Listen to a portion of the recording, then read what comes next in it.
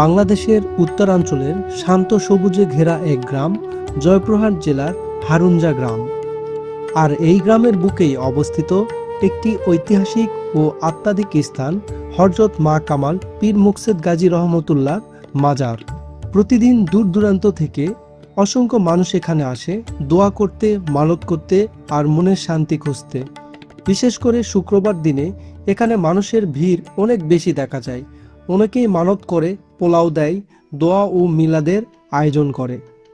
মাজারের ভেতরে রয়েছে হযরত মা কামাল পীর মুকসেদ গাজী রহমতুল্লাহ কবরস্থান। লোকমুখে প্রচলিত আছে তিনি ছিলেন একজন আত্মাধিক সাধক, যার প্রতি আজও মানুষের অগাধ বিশ্বাস ও শ্রদ্ধা রয়েছে। আর এই কবরের পাশেই রয়েছে একটি ছোট্ট পানির ঠিলা। স্থানীয় মানুষের মুখে শোনা যায় এই ঠিলার পানি পান করলে বিভিন্ন রোগবালাই থেকে মুক্তি পাওয়া যায়। যদিও এটি সম্পূর্ণ লোকবিশ্বাসের অংশ, তবুও এই বিশ্বাসকে কেন্দ্র করে অনেক মানুষ এখানে এসে মানত করে। মাজারের ভেতরে শুধু পীর সাহেবের কবরই নয়, রয়েছে আরও অনেক পুরাতন কবরস্থান, যেগুলো পুরো এলাকাটিকে আরও বেশি রহস্যময় ও ঐতিহাসিক করে তুলেছে। লোকমুখে আরও শোনা যায় হযরত মা কামাল পীর মুকসেদ গাজী রহমতুল্লাহর ঘোড়ায় চড়ে এক স্থান থেকে অন্য স্থানে যাতায়াত করতেন।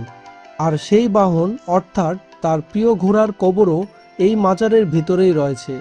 মাজারের ভেতরে রয়েছে একটি বড় ঈদগাহ মাঠ। ঈদের সময় এখানে এলাকার অসংখ্য মানুষ একত্রিত হয়ে নামাজ আদায় করে। এই ঈদগাহ মাঠ পুরো মাজার এলাকাকে আরও প্রাণবন্ত করে তুলেছে।